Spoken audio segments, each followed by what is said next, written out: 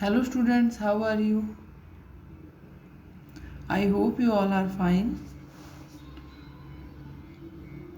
Myself Rajput Pratima and today I am going to explain chapter 10, the sermon at Banaras. A sermon means who gives a speech on religious matter or moral. It is an interesting story. So students, listen be carefully.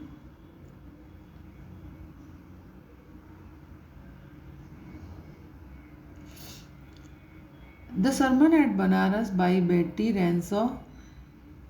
The writer is Betty Ranshaw gives an account of the first sermon preached by the Buddha.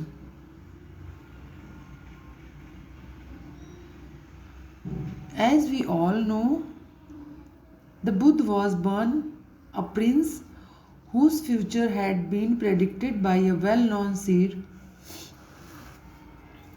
Buddha का जन्म Prince family में हुआ था, राजघराने के थे वो, but बहुत बड़े संत के थ्रू बता दिया गया था कि उनके फ्यूचर में क्या होने वाला है. So he had said that the prince would renounce the world and become a saint. उन्होंने बता दिया था कि ये दुनियादारी छोड़कर बुद्ध दुनियादारी छोड़ के बहुत बड़े संत बन जाएंगे, ऐसा पहले ही बता दिया गया था. And consequently the Prince Siddharth Gautam, Buddha का नाम पहले बचपन का सिद्धार्थ गौतम था, जो कि बहुत बड़े प्रिंस थे, was protected from all kinds of sufferings, sorrows and elements. तो इस वजह से उन्हें हर चीज़ से दूर रखा गया था, सारे दुखों से दूर. एंड जो कुछ भी सफरिंग्स होती है, व्यक्ति पृथ्वी पर रह के सफ़र करते हैं, उन सारे सफरिंग से दूर रखा गया था. इन सब चीज़ों से एकदम अलग रखा गया था. उन्हें सिर्फ खुशी का जीवन था उनके पास. And however one can not change destiny, but लिखा हुआ है, कोई भी भाग्य नहीं बदल सकता है, ये तो आप लोगों को भी पता है. जो भाग्य में लिखा हुआ है वो तो होना ही है, तो कोई भी लिखा हुआ चेंज नहीं कर सकता है. So one day the Prince saw an old man, एक दिन उन्होंने एक बूढ़े आदमी को देखा. एंड अ सिक मैन, एक बीमार व्यक्ति को. एंड अ डेड पर्सन, एक मरे हुए पर्सन को देखा. And he also saw the grief of people, लोगों की कब्र देखी. All these sites moved him a such an extent that he gave up everything. और इन सब चीज़ों के देखने के बाद में उनके अंदर ऐसा बदलाव आया कि उन्होंने सब कुछ छोड़ दिया. और लेफ्ट हिज पैलेस, सब कुछ छोड़ दिया, अपना महल छोड़ दिया. Started out in search of truth and enlightenment, सत्य की खोज में बाहर निकल के. When he did not find what he was seeking for 7 years, लेकिन 7 years के बाद भी जो उन्हें चाहिए था उन्हें मिला नहीं. So he sat down under a peepal tree and vowed stay there until he was enlightened. And on 7th day of his penance he was enlightened. और पीपल ट्री के नीचे बैठे हुए थे, बट उन्हें जब कुछ भी नहीं मिला, देन 7th डे जब उन्हें प्राप्त हुई, ही अंडरस्टूड, उन्हें पता चला, the reason for the sorrows human beings. And he also new the secret of overcoming each and every sorrow. उन्हें सब समझ में आया कि हर एक दुख के पीछे रीज़न क्या है, वो सब उन्हें पता चला. And he renamed the tree as the Bodhi tree, tree of wisdom. फिर उन्होंने उस ट्री का नाम क्या रखा? बोधि ट्री. जिस ट्री के नीचे गौतम बुद्ध को ज्ञान हासिल हुआ, उस ट्री का नाम उन्होंने बोधि ट्री रखा.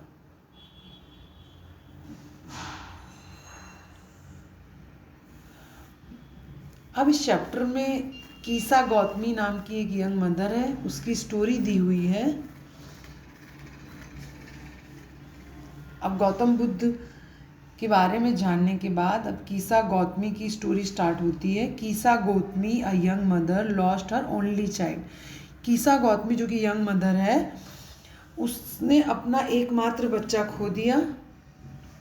Overcome by grief, she went from house to house begging someone to help her so that her child come back to life.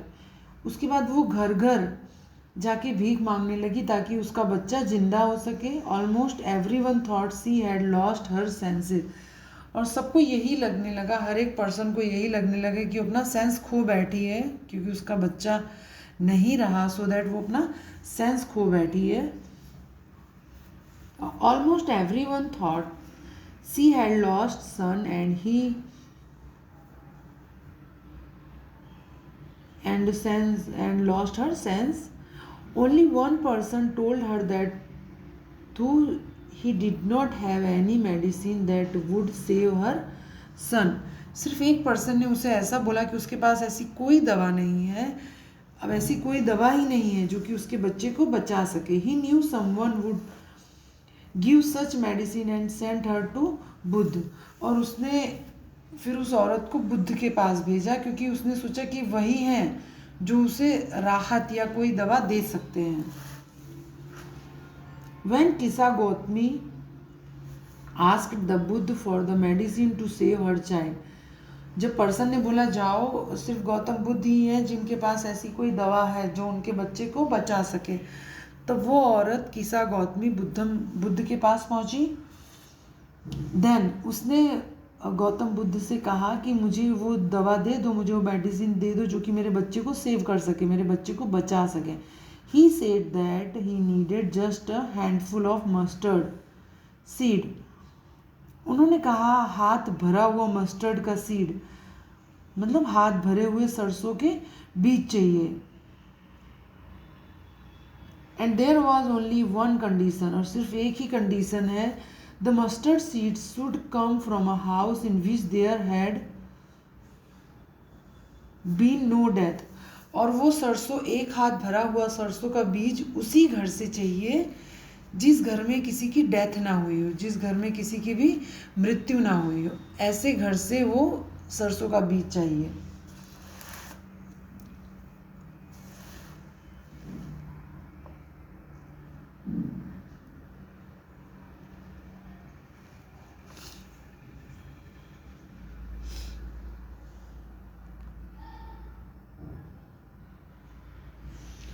On hearing this किसा गौतमी वॉज ओवरजॉयड, ये सुन के किसा गौतमी एकदम खुश हो गई। She ran from house to house asking for mustard seed, वो एक घर से दूसरे घर पे दौड़ने लगी और मस्टर्ड सीड मांगने लगी। Everyone was ready to give her some, but whenever she asked the question about the condition laid down, they told her not to remind them of their deepest grief. लेकिन उसे एक हाथ भर के बीज देने के लिए, तो मस्टर्ड सीड देने के लिए तो हर कोई रेडी था, बट जब वो कंडीशन रखती थी कि उसी घर से चाहिए जहाँ पर किसी की डेथ ना हुई हो, तो लोग उसके आगे हाथ जोड़ते थे, कहते थे प्लीज़ वो दर्द हमें याद दिलाने की कोशिश मत करो। मीन्स ऐसा कोई भी घर नहीं था जहाँ किसी न किसी की डेथ ना हुई हो, हर एक घर से किसी न किसी डेथ तो हुई ही थी।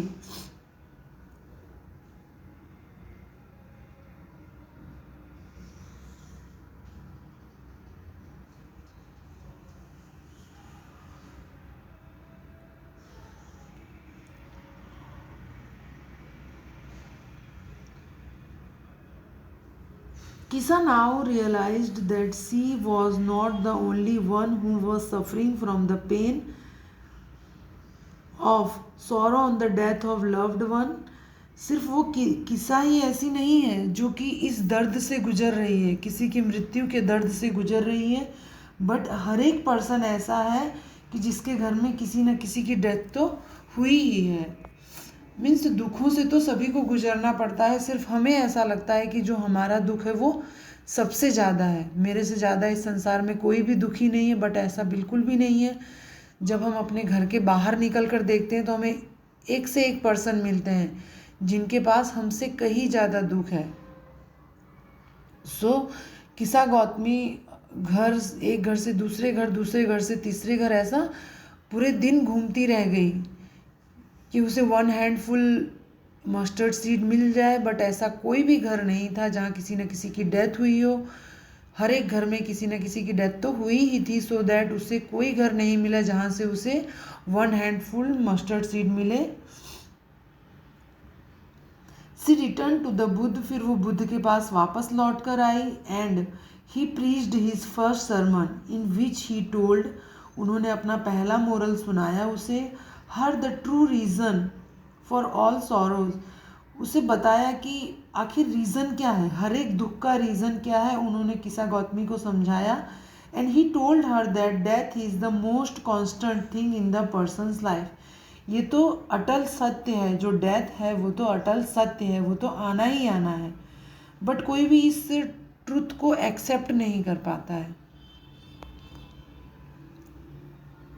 है ना। And then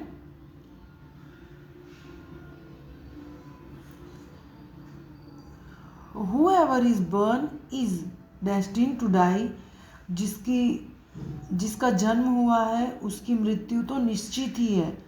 there is no escape, कोई छूटने का जरिया है ही नहीं, इस सत्य से हटने का कोई रास्ता है ही नहीं। हमने जन्म लिया है तो हमारी मृत्यु तो आनी ही आनी है। And he told her that grieving and weeping do not lesson sorrow, ये बैठ के दुख मनाना या रोना, ये सब तो कोई दुख मनाने से या रोने से इन सब से कुछ भी नहीं होने वाला है। जो पर्सन चला गया है वो वापस आने वाला नहीं है और इससे दुख हटने वाला नहीं है। And on the contrary such things increase it, और ये सब चीज़ें हम बैठ के दुख मनाएंगे या बैठ के हम रोएंगे तो हमारे दुख में इन सब चीज़ों से बढ़ोतरी होने वाली है, इन सब चीज़ों से हमारा दुख बिल्कुल भी घटने वाला नहीं है।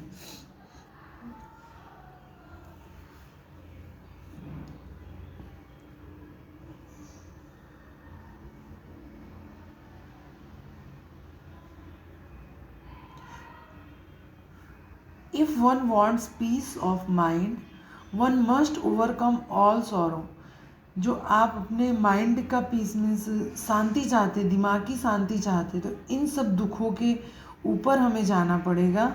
Only such a person will be free from sorrow and blessed, सिर्फ ऐसा ही पर्सन इन सब चीज़ों से, इन सारे दुखों से मुक्ति पा सकता है।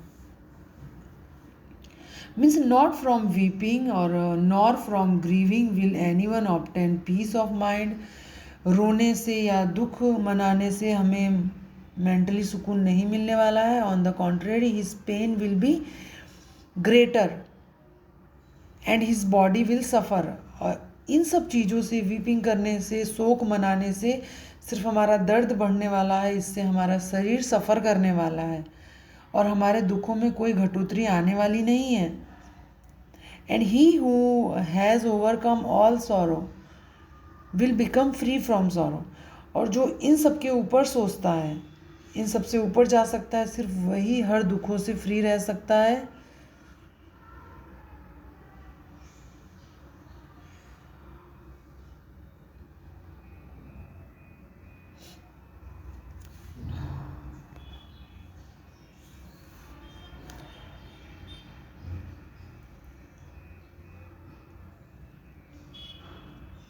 ओके स्टूडेंट, तो इस अटल सत्य को हम सभी को एक्सेप्ट करना पड़ेगा। Of those who overcome bye death depart from life, and a father can not save his son nor kinsman their relatives mark, while relatives are looking on the laminating deeply one by one mortals, and are carried off like an ox that is led to the slaughter, and so the world is afflicted with death and disease. Therefore the wise do not grieve, knowing the terms of the world.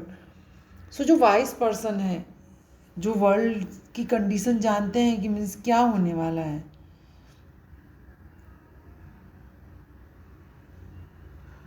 whoever is born is destined to die, जिन्हें इस सत्य का पता है वो कतई सफ़र नहीं करते हैं, वो इन सब चीज़ों से, इन सारे दुखों से फ्री हैं।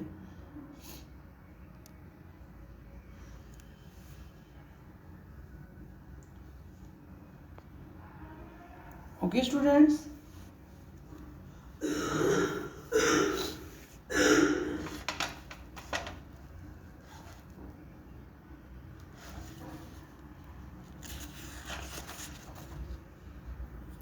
so you will complete all exercise in your CW book and also learn it.